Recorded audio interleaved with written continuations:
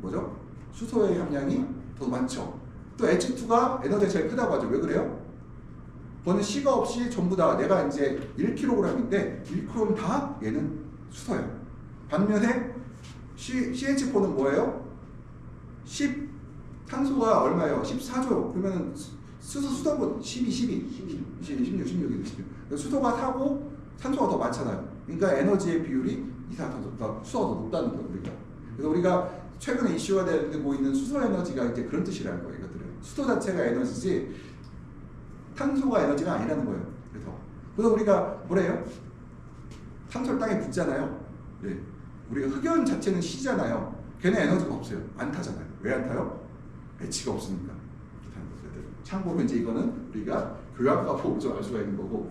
그 다음에 우리가 호흡은 광합성 역장에서 이제 그 탄수화물에서 뭐가 돼요? 다시 H가 O와 붙어서 산화되는 과정이라고 보시면 돼요. 산화되는 거고 CO2도 뭐예요? 산화되는 과정이죠. 산화 과정을 우리가 바로 그 호흡이라고 할 수가 있어요. 산화 과정이다. 그러니까 산화 과정은 뭐예요? 높은 에너지의 물질에서 낮은 에너지의 물질로 바뀌면서 그 차이만큼 우리가 인간이 식물체가 이용하는 것들이에요. 이제 프로세스는 이렇게 되죠. 이게 우리가 이제 켈빈 사이클에서 이제 우리가 보면 HTP, NADPH, NADP 볼게요. 이게 물질이 에너지가 높은데 에너지가 낮은 상태가 돼요. H가 빠졌으니까. 그래서 이게 붙으면서 에너지가 다시 H가 붙어서 또 에너지 붙고 이 과정이 ADP가 ATP가 되는 과정들. 여기서 전자전달계라고 하죠. 클로로필에 우리 엽록소에다가 양분을 전자를 전달하고 다시 그 전자가 물에서 수소를 떼버리고 산소를 만들고 이 H를 갖다가 C에다 붙이면서 우리가 동화 과정을 만들죠. 그러니까 실제로 에너지를 만드는 거는 바로 켈빈 사이클에서 만들어요. 요거는 뭘까요? 클로로필은? 네, 에너지를 만드는 과정이 생각하시면 될 것 같아요. 그다음에 광합성은 이제 새로운 식물 세포의 원료 카보네이트 탄수화물은 잎에서 만들어져 생장점을 이동하여 새로운 세포를 만들고 광이 좋으면 당이 과잉 생산되어 밤에도 새로운 세포를 만들어짐. 광합성이 증가되면 잎의 당분가 증가하여 당이 잎에 많으면 광합성도 늦어짐. 이건 뭐냐면은 우리가 광합성을 했는데 광합성을 충분히 했단 말이에요. 그러면은 했으면은 낮에도 세포가 만들어져요. 내가 광합성을 했어. 근데 그 새로운 세포를 만들고 있어요. 새로운 세포를 만들어 우리 광합성을 양분을 쓰고 있는데도 불구하고 양분의 여력이 있으면은 잎에 축적이 돼요. 잎에 축적이 됐으면은 요 잎에 축적된 것을 어떻게 할까요? 식물이 밤에 다시 그걸 갖고서는 광합성을 멈춰 있지만 계속해서 새로운 세포를 만들고 성장을 하기 시작해요. 근데 여기서 우리가 그 온도가 야간에 옛날에는 떨어뜨렸다 올려라고 했잖아요. 확 떨어지면 어떻게 될까요? 세포를 만들 때 온도가 떨어져 버리면 새로운 세포가 만들어지지 않거든요. 그럼 그것들이 뭐가 될까요? 당이 이용되지 못하고 잎에 축적되게 되겠죠. 잎에 축적되면은 아침에 그 잎이 축적돼 있다. 그러면은 식물이 광합성을 할지 멈춘다는 얘기예요. 왜냐면은 새로운 양분을 광합성을 여력이 생기지 않아요. 우리가 창고가 있어야지만 광합성을 양분을 저장했다가 그 창고가 있어야 저장을 해서 보관을 하는데 창고가 꽉 찬 상태가 되면은 더 이상 저장을 하지 않고 광합성 비율이 떨어지게 돼요. 그리고 우리가 이 광합성 양분의 여분이 있는지 그렇다고 해서 밤에 광합성 양분의 여력이 없다. 그때는 낮에 온도가 너무 높다는 얘기예요. 광합성 양에 비해서. 그럼 우리가 뭐 해야 돼요? 온도를 떨어뜨려야 되겠죠. 평균 온도를 낮춰야 돼요. 우리가 뭘 보고 하실까요? 오이하고 토마토하고 생장점을 보면은 우리가 광합성분이 여력이 있는지 없는지 알 수가 있어요. 일단 굵기를 보면 알죠. 굵기를 보는데 굵기가 가늘어졌을 때는 이미 늦은 상태잖아요. 그러면은 토마토나 파프리카 같은 경우에는 생장점이 이렇게 뒤틀려요. 오이도 마찬가지로 이렇게 살짝 뒤틀려 있는 상태가 된다는 얘기는 광합성 여분이 여력이 있다. 이렇게 뒤틀렸다. 너무 많다. 그러니까 온도를 더 높여야 된다는 얘기고. 그리고 이제 그건 이제 그 상태는 우리가 미리 봐야 되는 거예요. 오이고 뒤틀린 정도는 그거는 경험을 통해서 우리가 알 수가 있어요. 근데 이거는 경험을 통해서 알 수가 있는데 어떤 분들은 10년, 20년 지나도 모르는 분들이 계세요. 가늘어진단 말이에요. 그러면은 우리가 눈으로 확인한 거 뭘 언제 확인할 수가 있어요?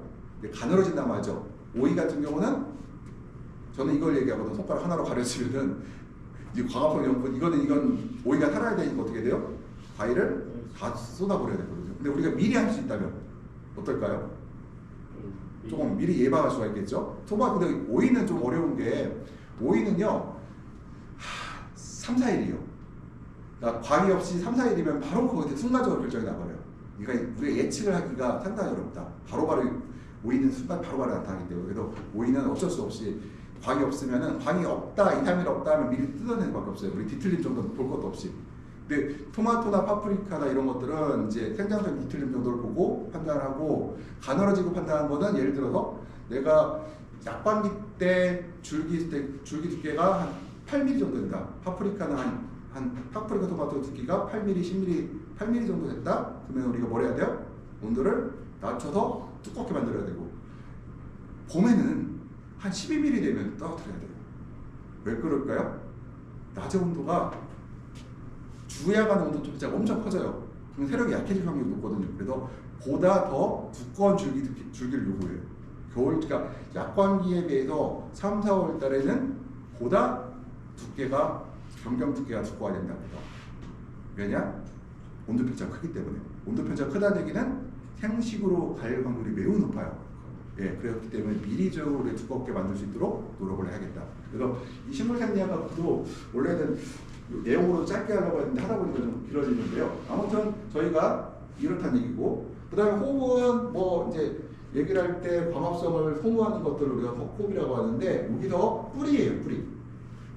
뿌리가 그러니까 수분을 흡수하면은 이제 그때 에너지가 좀 필요하긴 해요. 근데 여기서 우리가 수경재배와 토경재배에서 우리가 유지 에너지라고 하죠. 메인터넌스 에너지가 수경재배가 토경재배에 비해서 뿌리 근권의 유지 에너지가 적게 들어가요. 그러니까 뿌리의 크기도 작고요. 뿌리의 크기도 작아야 되는 이유가 우리가 식물이 물을 잘 흡수할 수 있도록 수분의 EC라든가 수분의 함량을 조절하기 때문에, 그리고 근권 환경이 매우 좋기 때문에 적은 뿌리라도 더 큰 몸을 유지할 수가 있어요. 그러니까 우리가 메인턴스 에너지가 적게 들어간다는 얘기죠.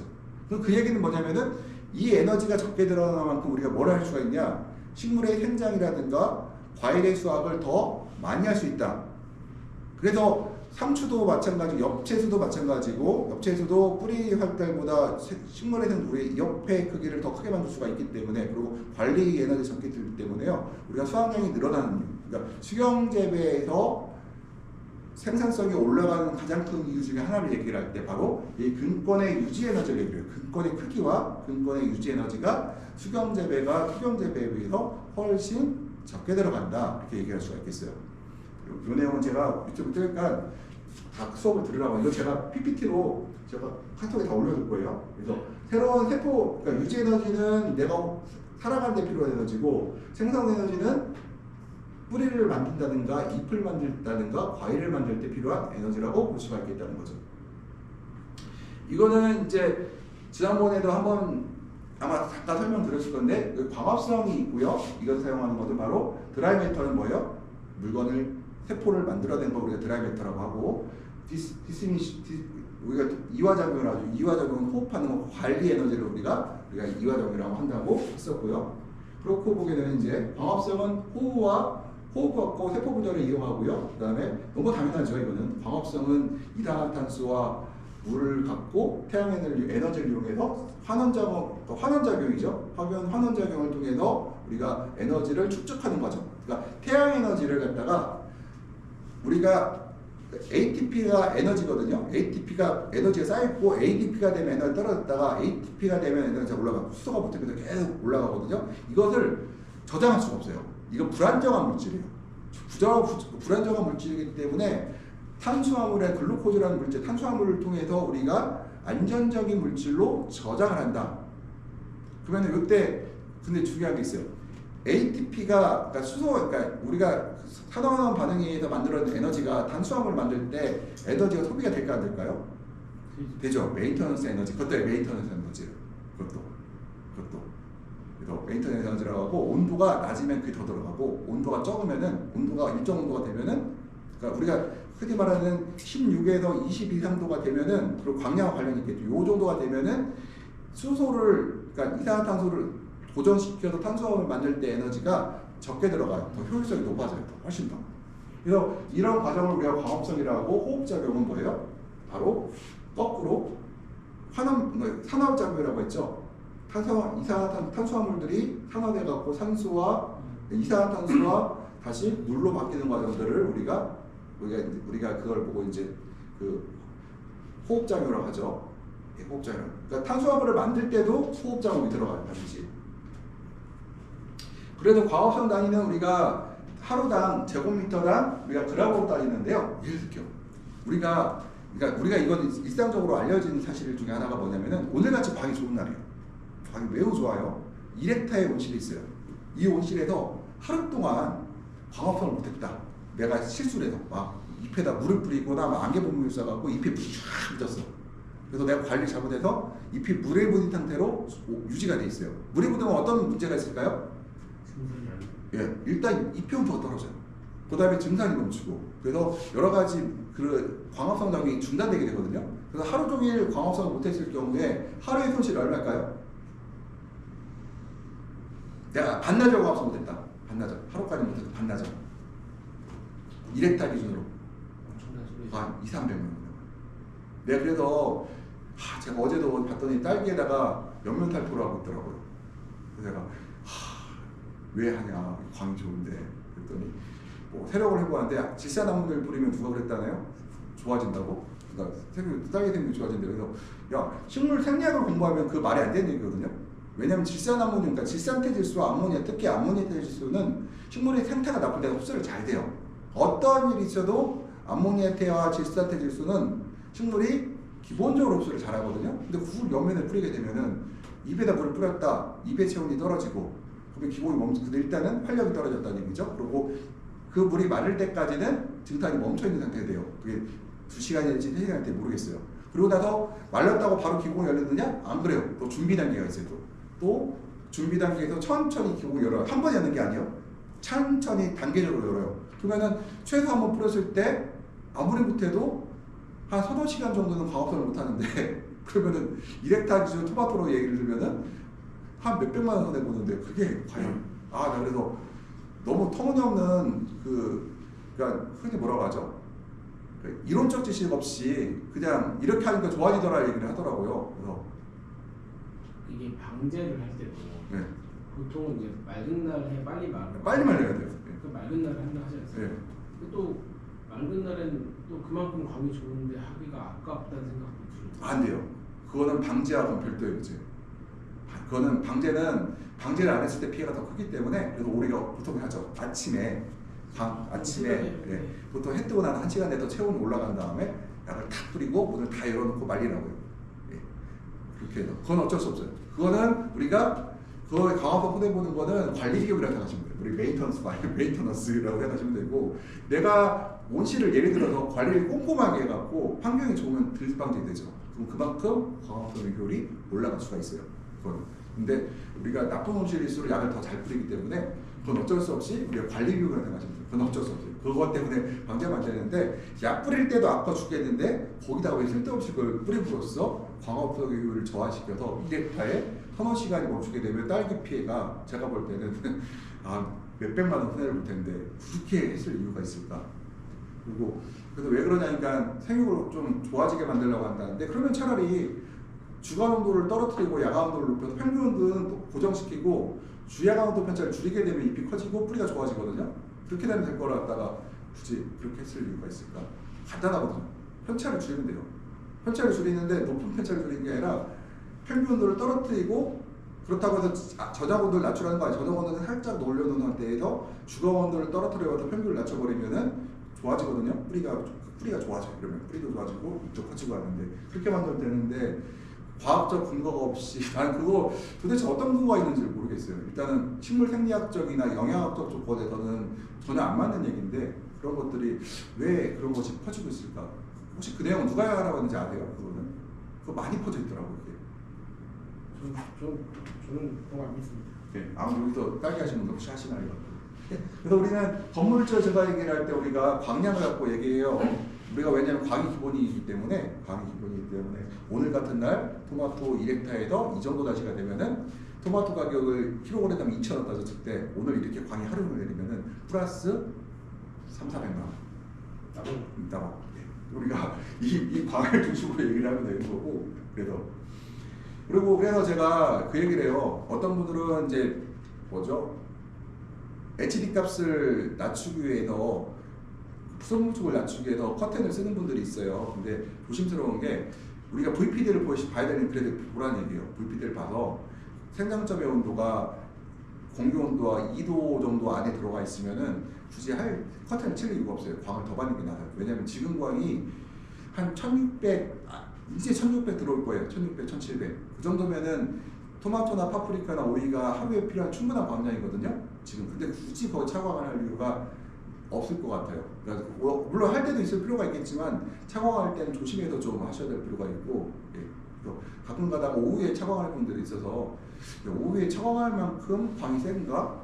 근데 그분들은 이제 그렇게 HD 값으로 그 커넥티드 팜 그런 데 있잖아요. 그래서 그런 것도 보면은 그러니까 식물 생리학적인 그런 그 지식이 없이 그런 쪽으로 하다 보니까 무조건 HD 하나만 갖고 해하고 지금 저희도 계속 너무 흐리고 너무 광 없이 지내오다가 이제 요즘 광이 딱딱 좋아지니까 계속 위에서 생각을 보고 있는데 그거 조심해야 돼. 아침엔 차광해야 돼. 계속 생각을 보고 있는데 이때 뿌리가 아직 안 깨어나다 그래요. 그래서 그럴 때는 이거 보면서 바로바로 대응을 조조가온을 하면은 괜찮을 수가 있어요. 조조가 아니라 근권 난방을 하요. 근권 난방을 할 수가 없더라고요. 여기는 근권 난방을 해 뜨기 전에 해야 돼요. 그러면은 물이 올라가요. 그러니까 뿌리가 왜냐하면 지금 온도가 야간 온도가 15도잖아, 14도 15도잖아요. 그러면은 뿌리가 14도 15도에서는 물을 빨아먹고 흡수를 하긴 하는데 많이 못해요. 근데 생장점 온도는 이미 뭐 20도 20도가 올라가 버리면은 여기서 증발을 막 하고 있단 말이에요. 근데 물이 올라가는데 아래서 뺏기고 위로 올라가다 보니까 충분히 물이 공급이 안 돼요. 그러면은 우리가 이런 시점에서 요즘 같은 시기에 한다는 방식은 미리 우리가 해 뜨기 전에 근권 난방을 통해서 온도를 18도, 19도, 20도를 만들어 놓고 생장점 온도가 해 뜨고 나서 20도, 21도가 되면은 너무 좋다 그때는. 근데 이걸 근권의 온도를 18도, 19도를 못 만든다고 하면은 차광을 오히려 해갖고 증산량을 줄여줘야 문제가 발생하죠. 왜냐면은 생장점에 스트레스를 받기 시작하면은 하루 종일 광합성을 우리가 시들지 않아도 생장점에서 위에 부분은 광합성을 멈춰요. 근데 문제는 광합성 효율이 위에 세 이파리가 아래 6이파리보다 양이 더 많아요. 그러니까 시든다는 건 굉장히 안 좋다. 그래서 요즘 같은 시기에는 오전에 보셔갖고 이제 커튼을 좀 사용하는 것이 좋다. 투명한 스크린을. 근데 어디 저기 혁신별이 가니까 알루미늄 2장에 이걸 할 수가 없어요. 하나 하긴 한데 가장 다행히도 5대5짜리 하나 있더라고. 그거 쳐놓고 있으라고 했는데 우리가 이제 그거 쳐놓게 되면 광이 이제 더 부족하죠. 그러니까 쇼나보는 거예요, 일종이에요. 할 수는 있는데 아침 광을 많이 내보는 거죠. 그러니까 울트라 하나 정도 가지면은 우리가 충분히 극복할 수 있는데 이제 그래서 그러면 우리가 건물증 증가는 이제 호흡하고 남은 것들이 우리가 건물증의 증가라고 얘기를 할 수가 있겠죠. 그래서 보통 우리가 샘벌용에서 우리가 이런 것들을 하긴 실험을 했는데요. 이런 거는 이제 이론적인 얘기고 우리가 이제 광합성에도요. 우리가 비료에서도 최소율 법칙을 따르지만 광합성에서도 최소율 법칙을 따라요. 그러니까 광 조건이 낮으면은 CO2가 낮아도 충분하고요. 맑은 날은 CO2를 많이 요구해요. 또 CO2와 광은 비례한다. 그 다음에 광 조건이 불량할 때 온도를 높은 것은 좋지 않다. 우리 RTR이라고 제가 계속 얘기했죠. 레티오 템퍼레이셔 레디에이션이라고 했잖아요. 광과 온도의 비율인데 항상 광이 낮을 때는 온도를 떨어뜨리고 광이 높을 때는 온도를 높이고 탄소와 이산화탄소도 마찬가지로 광이 높을 때는 공급하고 이산화탄소가 낮을 때는 광이 낮을 때는 줄여주고 또 하나가 뭐가 있어요? 온도가 체온이 낮을 때는 이산화탄소 공급을 필요가 없고 체온이 21도, 22도, 23도가 될 때에는 탄소와 이산화탄소를 공급해줘야 되는데 문제가 뭐냐? 체온이 22도, 23도, 24도가 될 때는 공기온도가 25도, 26도이기 때문에 이미 창이 열려져 있는 상태라는 거예요. 그래서 우리가 500ppm 이상 공급하는 건 별로 좋지 않다고 하는데 제 생각은 그것도 아니다. 창을 열어버리면은 온실내의 이산화탄소 온도는 350ppm은 최소 유지한다. 예. 그래서 이게 그래도 항상 생각할 게 이제 그런 것들 생각해봐야 될 것 같아요. 그래서 우리가 네덜란드, 한국이 겨울은 광이 제한요인이거든요. 그래서 환경제어 컴퓨터를 광 중심으로 설정한 이유가 바로 이거예요. 근데 최근에 아니라 국내 업체들이 만든 이제 플랫폼을 보게 되면은 아마 여기도 설정은 돼 있는 것 같더라고요. 광이 낮다고 얘기를 해요, 자꾸. 올해 광이 낮은 건 생각 안 해요. 왜 생각 안 할까요?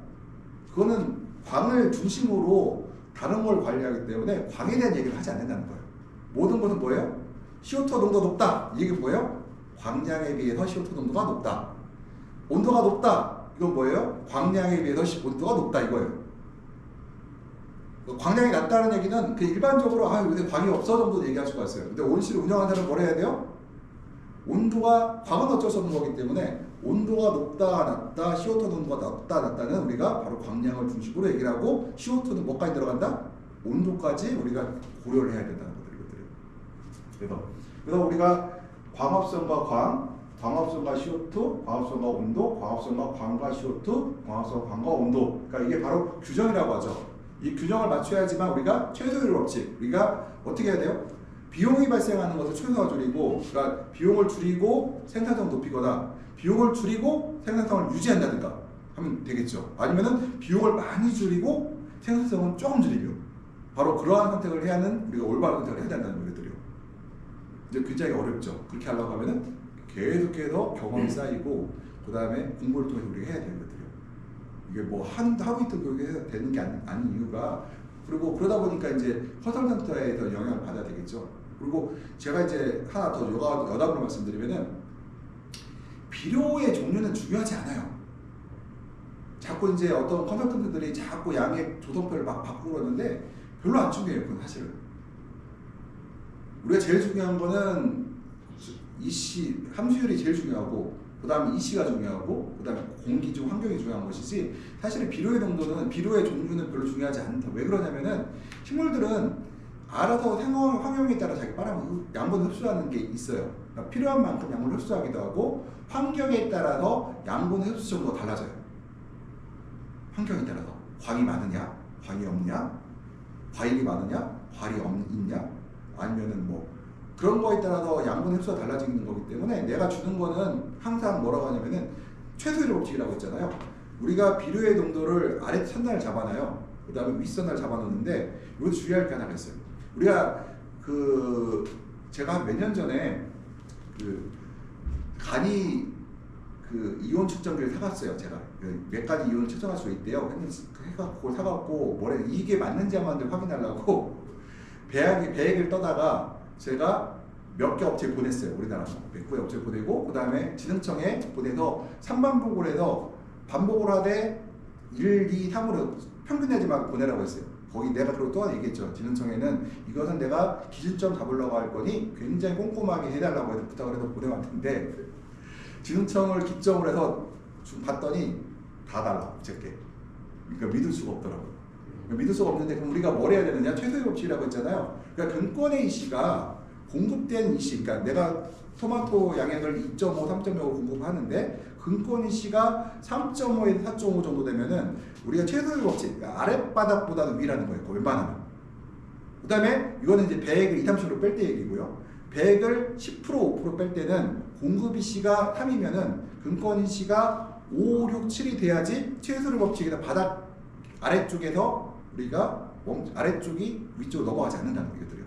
그러니까 최소의 법칙에서 어떤 특정 양분이 결핍되지 않는다 이렇게 얘기할 수가 있어요. 그래서 저는 배양액의 검사도 중요하지만 저는 생각하는 게 바로 근권의 이시가 공급되는 이시보다 높냐 낮냐를, 그러니까 높은데 얼마큼 높은가를, 배액을 30%, 20% 뺄 때는 최소 1이 넘어가야 되고 0.5 이상 1 정도가 넘어가야 되는 거고 1 사이 넘어가야 되는 거고, 근권 이시, 배액을 빼지 않은 5%, 10% 이럴 뺄 때는 2, 3, 4가 올라가야 되는 거고, 안 뺄 때도 마찬가지로 더 높아야 되는 거예요. 항상 훨씬 높아야 되거든요.